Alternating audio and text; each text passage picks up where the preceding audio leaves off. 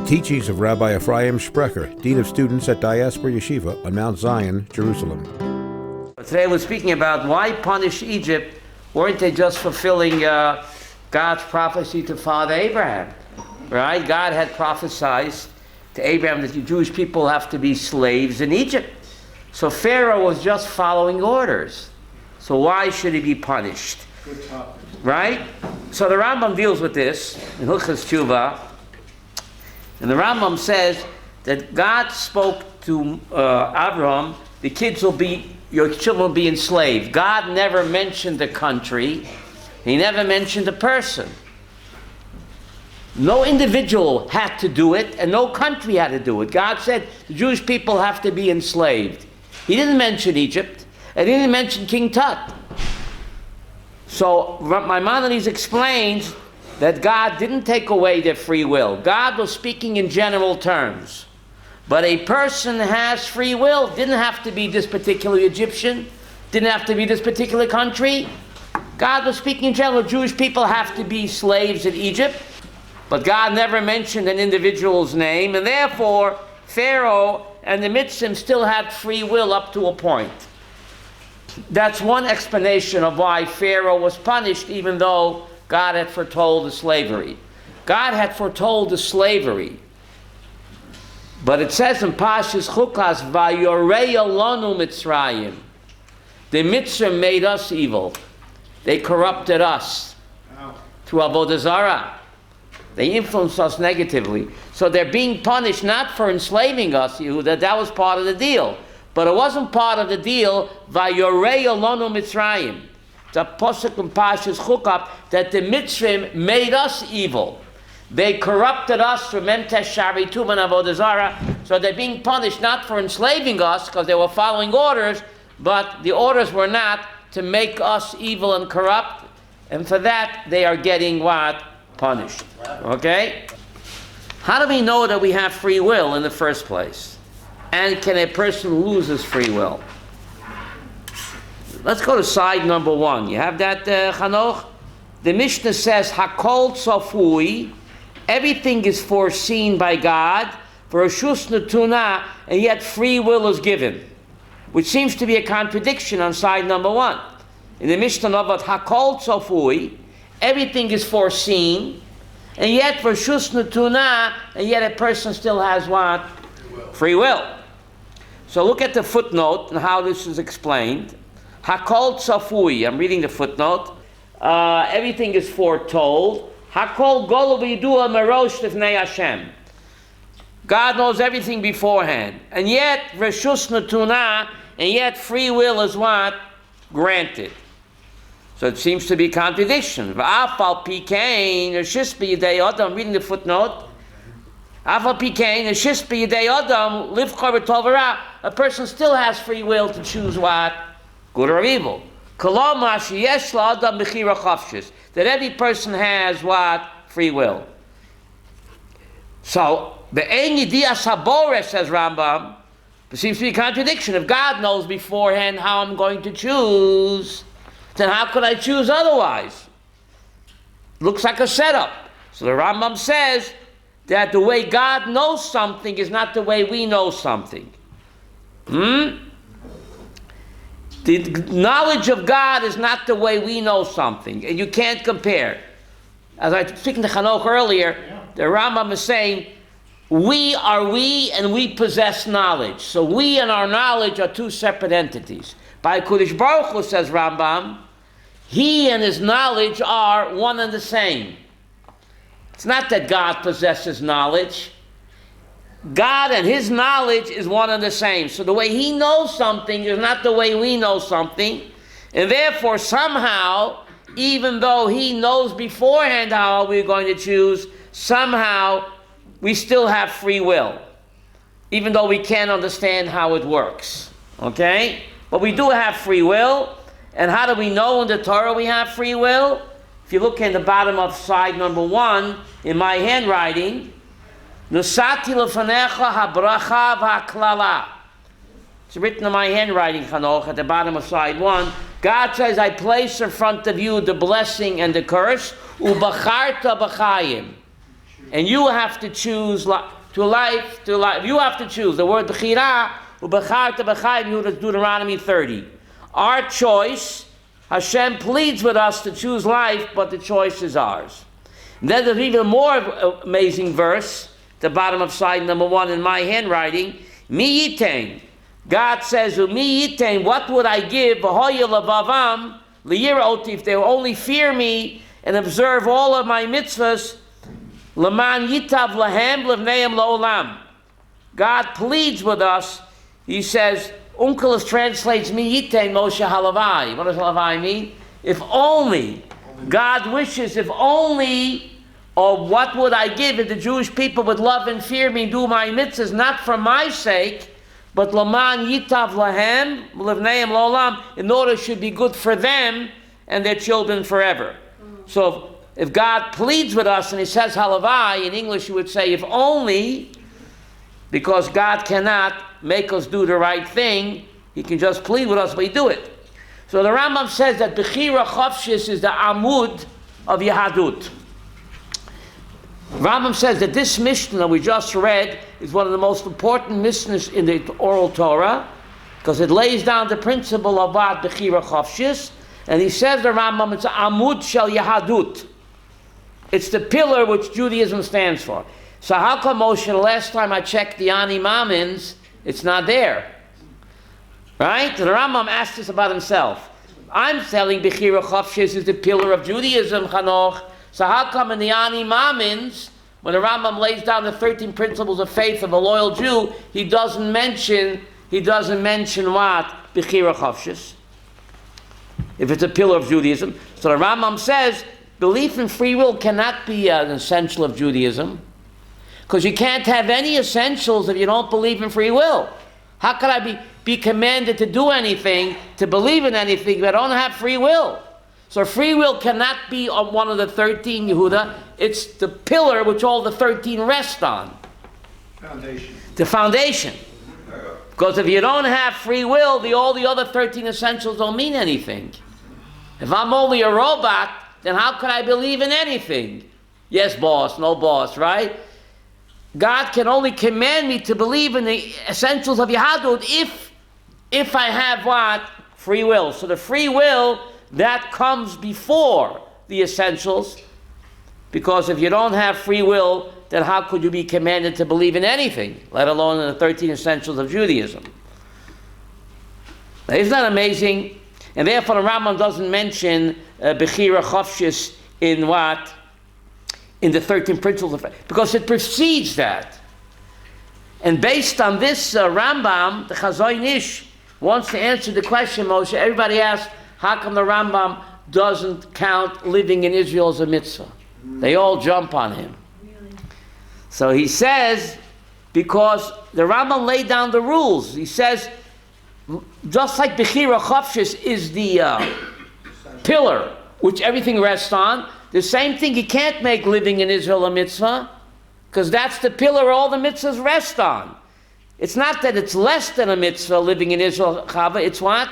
It's more. It can't be a mitzvah, just like a free will can't be a belief. It's something that precedes belief. It's something that comes before, and the same thing said Chazon Ish with living in Israel. All the 613 rest on the mitzvah of living in Israel. How can I make it a mitzvah? It's the sum total. It's the end game. Go ahead. Maybe it's more like a container for mitzvot. Very good. Good. Just like free will is the pillar of belief, so living in Israel is the pillar of all mitzvot, and therefore can't be counted as a mitzvah, Right. because it contains them. It contains all of them in that, because mitzvahs were meant to be done in Israel. So it can't be a mitzvah. All mitzvahs only make sense when you do it here. And Ani Mamin, to believe in anything, you have to have free will. If you don't have that, then what's the Ani Mamins all about, Yehuda, right? Okay, so we have over here the problem of God's foreknowledge and what? And our free will. So the key to answer this is this week's parsha. Pharaoh let the people go. And it says God did not lead them by the way of the Plishtim, because God said, pen, perhaps, maybe the people will have a panic attack when they see war and return to Egypt. How could God say pen? What does pen mean? Maybe. Maybe the people will have a panic attack and maybe they won't. Doesn't God know for sure? How could he say pen? If God has foreknowledge, he knows how we're going to act before we even act.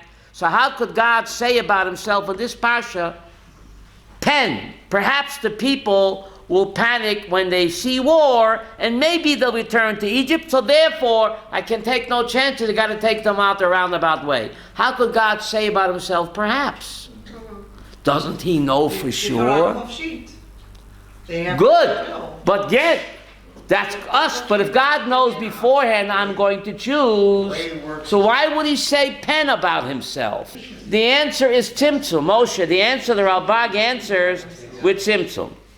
Right? All Kabbalists agree that how did God create the world?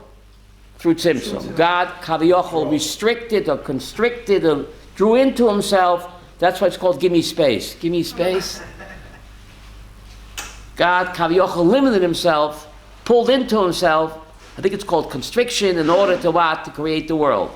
So the Ralbag says God did the same thing with free will. God loves man so much not to interfere with my free will. God practices Tzimtzum regarding my free will. We could shrink our so he, ego. Kaviochel, pulled into himself, and he could say maybe. Maybe they will and maybe they won't surprise me. You hear what the Ralbag, it's an incredible idea. This way he can tell Abraham, now I know you're a God-fearing man. Yesterday he didn't know. How could he say, now I know you're a God-fearing man? So the Ralbag answers with Tzimtzum that God loves man so much, he does Tzimtzum not to interfere with my free choice. He gives me total free choice, so he does Tzimtzum. He pulls into himself, restricts and limits himself, Kaviyachol, not to want to know how I'm going to choose, and therefore he can say maybe they'll panic and maybe they won't, and therefore he can tell Uncle Abraham, now I know you're a God-fearing man. Yesterday he didn't know. Yesterday I didn't want to know. Surprise me. Doesn't resonate. Why not? Tzimtzum. How did God create the world? So this is the Ralbag's tremendous chidush. Otherwise you have a problem. If God knows beforehand how I'm going to choose, and he tells in Exodus 4, by the burning bush, he tells Moses, if they won't believe the first sign, I'll give you another sign. And if they won't believe the second sign, I'll give you a third. How could God say im? Chanoch. Remember the burning bush? God said, if they won't believe, what's the first sign? Your hand turning what? Leprous. If they don't believe that sign, then they'll believe the second sign, the stick turning into what? And God says, if, Chava, they say if is a stiff, and if they won't believe those signs, take some water from the Nile, and it'll turn to what? How could God say if they won't believe? Doesn't he know for sure? So again, the Ralbag with this tremendous chidush, God is practicing Tzimtzum, and therefore he can say if. Surprise me. I don't want to limit your free will, influence it. I want to give you total free will. It's the Chesed HaBoreh that makes us godlike, where he's willing to make space to give us a chance to shine. An amazing idea. Yep. Pretty idea. Now, the Midrash God tells Moshe Rabbeinu to make a Mishkan and to love birds. And God said, I'll speak to you between the lovebirds. So he asked what Shlomo Melech asks. The heavens and the heavens of heavens can't contain you. A little tabernacle will contain you. And behind the curtain, the Shekhinah is going to rest there between the lovebirds. The whole universe can't contain you. So what does God answer? I love my people so much, I'm willing to Kavayochel constrict myself into a Mishkan which they will build. So that's the greatness of God. Even though he's what's the word? Omniscience. He's willing kavayochel to, in order to have a relationship with us. It's like a proud papa who's a great physicist who does a little one plus one with his little kid. I mean, in order to have a kesha with us, God kavayochel comes to a certain point down to our level in order to bond with us like a proud papa who, a big scientist who goes on the floor and plays with his little kids. So you're saying Hashem is choosing to make himself not completely omniscient. That's what I'm saying. Isn't that incredible? I'm not saying that. The Ralbag is saying that. The Ralbag is saying that. Don't blame me, Chanoch. The great Rishon, the Ralbag. I wouldn't dare say this on my own, but this is what God is doing in order that we should have total free will and not interfere. So therefore he does this, limiting himself, Kavayochel, in order to have a kesha with us, that we should become godlike and to be able to shine on our own. But now getting back to the idea that Chanoch asked me, did Pharaoh, we all have free will, but the Torah says clearly that Pharaoh lost his free will. So then why whack him after he lost his free will? So that's side number 2. Why whack him when he no longer could do the right thing? Side number 2 deals with this. This is the Rambam in Hilchos Tshuva, Halacha Gimel. You see that? And side number 2, you have it, Chava? The efshe sheyechta adam chet gadol. It's possible that a person can commit one terrible sin, or chatoyim rabim, or many what? Small sins. Ad sheyitein hadin lifnei dayan o emet. Sheya paroyan mizeh chote al chatoyim she'asper tzaynai. The Rambam is saying something very frightening, Chanoch, that a person can cross a red line where he no longer has the capability of what? Of doing tshuva. That's part of the punishment. He chose to go there. So now when he crossed a red line into evil, God will deny him the opportunity of what? Of tshuva. And this happened not just to Paro, but if you look in Yeshayahu Vav Chav, I have it underlined there. Ayidei Yeshayahu, you see that? Hashmein Leiv Amazeh. God says to the prophet, make fat the heart of this people. What does that mean? Give them spiritual cholesterol, clog up their spiritual arteries, va'oznav hachbeit, and stuff up their what? Ears. Ve'ein of hosha, and give them spiritual cataracts. No, spiritual cataracts.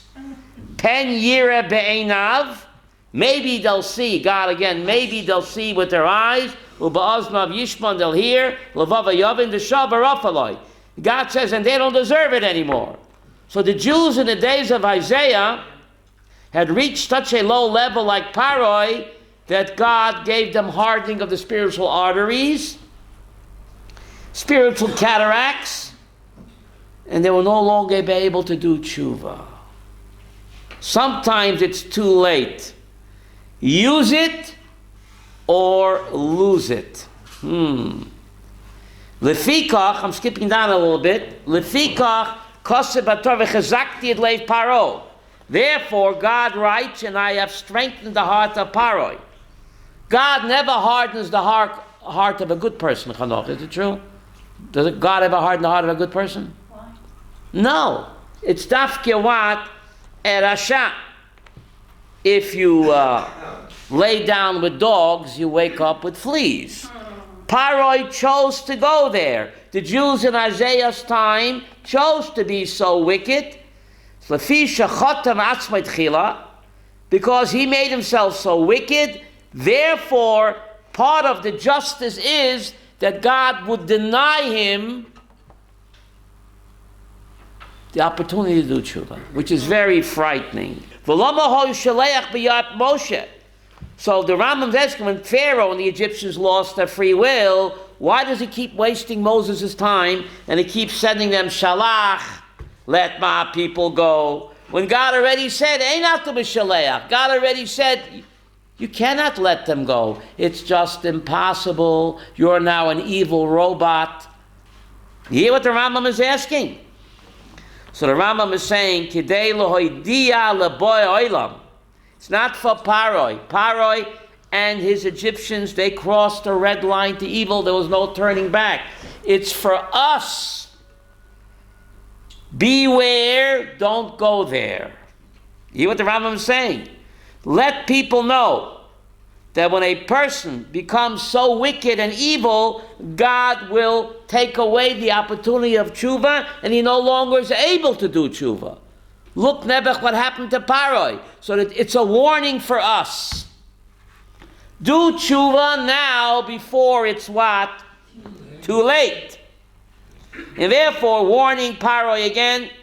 Paro wanted to let them out, but just couldn't. Look what happened to him. Don't let it happen to us. So it's a warning for us, says the Rambam. Even though Paro became a robot, let us, God forbid, not become robots. Let us retain our free will by doing tshuva before it's too late. Chanok, free will is a gift. And a person can lose that precious gift and become like an animal. It's a gift or a weapon. It's a gift. But if it's abused, God will take away that gift. The Rambam is saying that the Tzelem Elokim is the free will. And if we abuse the Tzelem Elokim, God forbid, we can lose it and become like an animal. The person lives like an animal, he can become like an animal. And it didn't just happen to Paro Yehuda, it happened to the Jews in Isaiah chapter 6. And it happened more. If you take a look on top of page 27, Yehuda, I think it says page 27. It says 27 there. Side 2, it says a 27 there, no? Right. V'chein Sichon. You see that? The top line on side 2. Okay. But it says V'chein Sichon. Remember Sichon? The king of the Amori? Lefi she'avono shehoyalo, because he had so many sins. This chayiv lamonei min hatshuva. Therefore God also, just like Paro, just like the Jews in Isaiah's time, God also denied the opportunity to do tshuva to Sichon. Shenema ki hiksha Hashem elehechas ruchoi. God hardened his spirit and his heart. It's Devarim bet. V'cheina Kenanim. And God also did it to what? To the Kenanim and Abu Mamzer. We'll see in Arafat. V'cheina Kenanim. And also the Canaanites. Lefi tavoiseyem, according to the abominations, mona mehem tshuva. God denied the opportunity to do tshuva at she'osu b'chamim Yisrael. Shenemar, it says in Yeshua, Ki me'esh Hashem hoita, this is from God, lechazek et libam, in order they should what? Self-destruct. That's exactly what God is doing to the PLO, Chanoch. They can't say yes. And when Barak offered the whole candy store to Arafat, Arafat couldn't help himself. God saved us from ourselves. And Omer. Vayichazek Hashem et leiv Arafat. You see, they just cannot, against their better judgment, their heart is so hard, their heart, that they have to self-destruct. It happened to Arafat, it's going to happen to Abu Mamzer as well. We see it in front of our own eyes. They no longer have the opportunity to what? To do tshuva. And thank God. Imagine if Arafat would say yes. Barak said, take it all, take it all. Can you imagine? We have no Judaism. So Baruch Hashem, God hardened Arafat's heart like God is hardening Abu Mamzer's heart. And the conditions that Trump and Bibi gave him are, he just cannot help himself. He has to self-destruct. So Hashem is saying that I didn't make you that way. You chose to go down that way. Hitler didn't lose his free will. Huh? He could have won the war, but instead he used the trains and the supplies to get the Jews to Auschwitz rather than what? To supply his troops in the Western Front.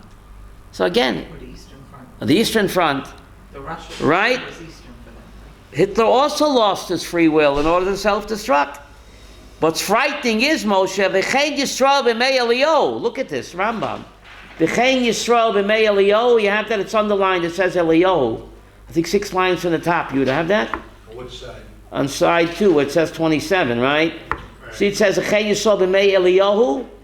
The Jews in the days of Eliyahu, Lifi shehirbu, lifshoa, because they did so many transgressions, Mona ma'otam hamar bil tshuva. God also took away the opportunity to do tshuva, not just from Paro, Sicha, and Abu Mamzer, but also in the Jewish people in the days of Eliyahu. God denied them the opportunity to do tshuva. Shenemar, you see Avram? It says Shenemar. I mean Yehuda, Shenemar. See that? I got it.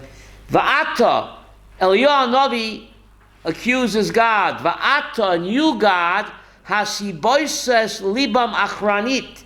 You, God, have made their hearts go backwards. God, it's your fault. What? Kaloimar, in other words, monata mehem atshuva. God, you gave them hardening of the arteries, and you took away from them the chance to what? To do tshuva. So Eliyahu Navi is malamed zchus on the Yidden. Hashem, what do you want from them? They want to come back to you, but you will not allow them to. That's what Elijah told God in Kings 1, chapter 18. Rabbi? You have made them go backwards, Hashem. What do you want from them? Give them back their free will and they will come back. Welcome back, welcome back, welcome back. But God didn't want to welcome them back. You blew it. You went over the cliff. So therefore God took away the chance to do tshuva. In Isaiah's time, in Eliyahu's time, it's just frightening. So what's the punchline? Nim says Omer, Shaloi Goza El. God never decreed that Paro has to be evil to the Jews. And God never decreed that Sichon has to be evil to the Jews. And God never decreed that the Canaanites have to do the abominations. And God never ordained that we have to worship Avodah Zarah in the days of Eliyahu and Isaiah. But we went there with our own free will. We chose to go down the evil path. And therefore, the Midas Hadin demanded that you no longer have an opportunity to what? Do tshuva, which is frightening. What's even more frightening, Yehuda, look at Halacha Daled. See Halacha Daled? Listen to Rambam Hilchas Tshuva. You see Halacha Daled? Ki inyan zeh, and according to this topic in Halacha Daled, Sha'alim at-tzadikim v'neviim, the righteous people, the prophets, they always begged God, don't let me go there. Can you imagine? Tzadikim and prophets were afraid that they might what? Lose their free will. Al derech ha'emet, k'moy she'amar David. David HaMelech Chanoch was afraid. It's amazing. He said, Horeini Hashem dakecha. You have it, Chava. He said in Tehillim 86, Hashem, show me your way. Ahalech ma'mitecha, let me walk in your truth. Kaloimar. See the word Yehuda, Kaloimar? The Tehillim Pevav. In other words, King David begged God, Al yiminoani chatoi derech ha'emet. Don't allow my sins to allow me to come back to the way of truth. What's the way of truth, Chanoch? Tshuva. King David was afraid that after he sinned with Bathsheba, he hit his Chava, that God would take away his opportunity and chance to do tshuva. He said, God, please don't do that to me. Psalm 86. And he goes on. Shemimena eda adakecha v'yichud shemecha v'chein amar v'ruach nidiva tismecheni. Kaloimar. In other words, King David was saying in Psalm 51, after he confesses what he did with Bathsheba, Taniach ruchi, allow my spirit to have free will to come back to you. I want to come back, but I need your help. Don't remove my chance to do tshuva. What you did to Paro and Sichon and Og. And don't cause my sins to what? Deny my opportunity to do tshuva. Elati arshus biyadi, allow free will to remain in my hands, at she'echzor, until I return. Va'ovin, and I will understand. The Eida derech ha'emet, and I will understand the way of truth and know the way of truth. So this is how the Rambam, which is very frightening, that was the whole thing why Yonah ran away. When God told him, go to Nineveh and tell them to do tshuva. You know why he ran away? God, didn't these guys cross a red line? These Ninevanites are like Pharaoh. They're like the Canaanim, like Sichon. They lost their chance to do tshuva. Why are you sending me them to do tshuva for? Didn't they lose it before they used it? That's why Yonah ran. But God says, I know, but I make the rules. I make the rules. You don't make the rules, right? I want to give them one more chance to do tshuva. Even though it looks like they lost their chance to do tshuva, but God says, I make the rules, Yonah, not you. Yonah said that they don't deserve the chance. They're just as wicked as Paro. And they're certainly more wicked than the Jews in Isaiah's time or Eliyahu's time. So why do you want to give them a chance to do tshuva? So what's the answer, Chava? Because Nineveh is going to be the nation that 100 years later is going to what? Exile the 10 tribes. So God says, therefore, I got to give them the chance to do tshuva, because I'm going to use them 100 years from now to exile the 10 tribes. And therefore, Yonah refused to go to them. Let them sink in the mud, and this way they won't be able to exile the 10 tribes 100 years later. He foresaw that. But again, God makes the rules, not Yonah. Right? I heard a midrash last night. Go ahead. When Pharaoh ran away, he became the king of them. Okay, so when Pharaoh ran away, he survived, well, that was hundreds of years later. Right. So others say it was a Gilgal of Paro. They say that the king of Nineveh was a Gilgal of Paro. Because it's very strange when Yonah came to him and he said, do tshuva or you become Hiroshima, he didn't lock him up in the loony bin. Right away, he what? Did tshuva. Why? Because he learned when he was Paro. So according to the Zohar, he was a Gilgal of Paro, and therefore he got the message. Unlike when he was Paro, he didn't get the message, but he got the message when he was the king of the Ninevanites, Ashur. Ashur did tshuva, but 100 years later, they were the ones that exiled the 10 tribes. So we see from here that a person does have free will, but up to a certain point, a person can chas v'sholom lose his free will. So the message for us, why God keeps warning Paro over and over again, he couldn't do tshuva anyway, says Rambam, but the message is for us to do tshuva before it is what? Too late. It's a warning for us. Are there rabbis that disagree with Maimonides on this? Okay, no, Chanoch is a scholar. Of course there are. Other Rishonim disagree with the Rambam, Moshe. They say a Jewish person can never lose his free will. They say Rambam is right as far as what? A non-Jew. But as far as a Jewish person, they say, not like the Rambam, that what? That a Jewish person can never lose his free will. So if that's the case, how do you learn?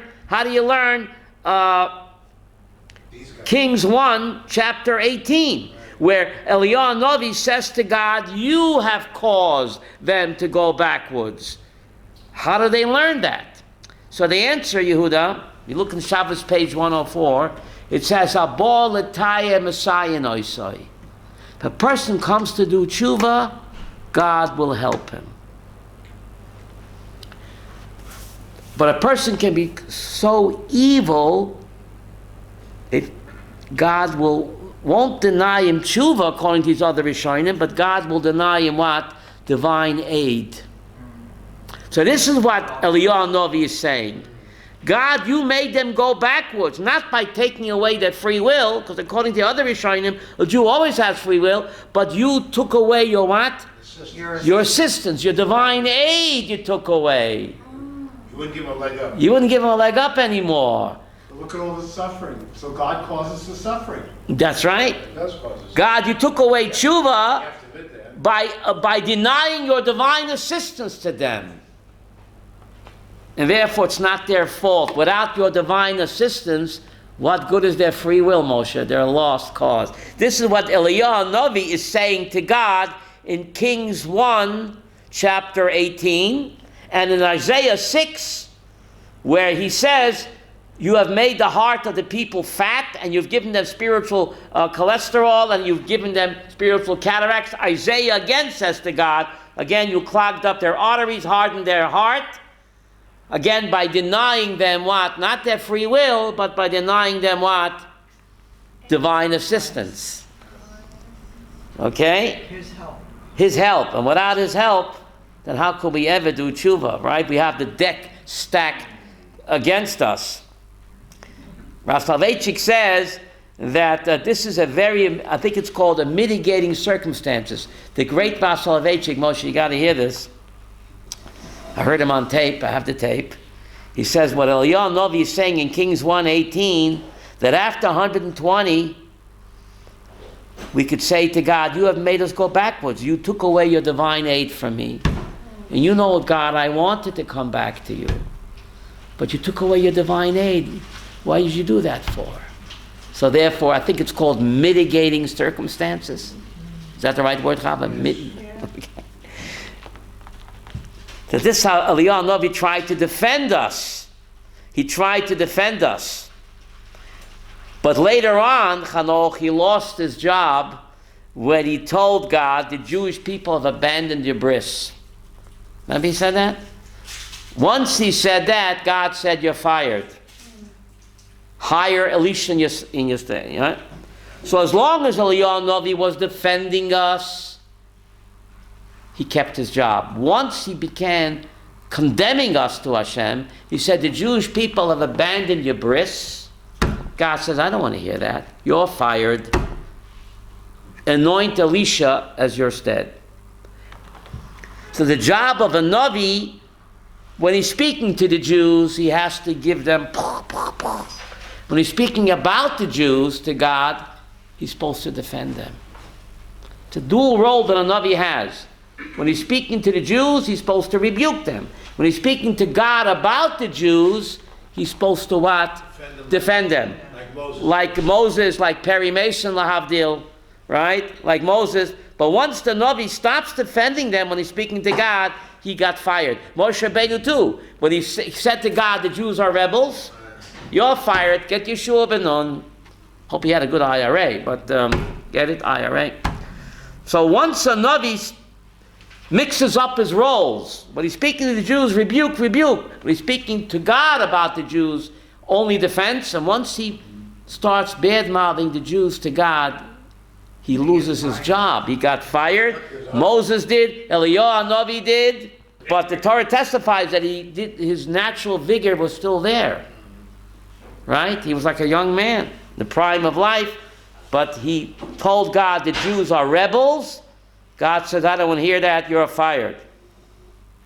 So we learned something incredible. A person has free will. Even non-Jews have free will. But there comes a point we see in our time where just this week, Abu Mamzer said 1,000 no's. Moshe didn't say one no. He said 1,000 no's. That's a normal person. Play along. Listen, $50 billion. Chava. Trump offered them $50 billion. But he just couldn't say yes. Because Vechazek Hashem et Leiv, Abu Mamzer. And thank God for that. Because he'd accepted, he'd get a capital in Abu Dis, and he'd get whatever. But thank God, he can't say yes. He said no. He said 1,000 times no. He has no free will, Baruch Hashem. Like Arafat at Camp David. Chavi, you remember that? Barak said, take it all, Temple Mount, everything. Arafat said no. People were shocked. Clinton was shocked. He lost his free will. God protected us, Chava, from ourselves. Yes, from ourselves. From ourselves. Just like right now. Right? For more of Rabbi Sprecher's teachings, visit rabbisprecher.com.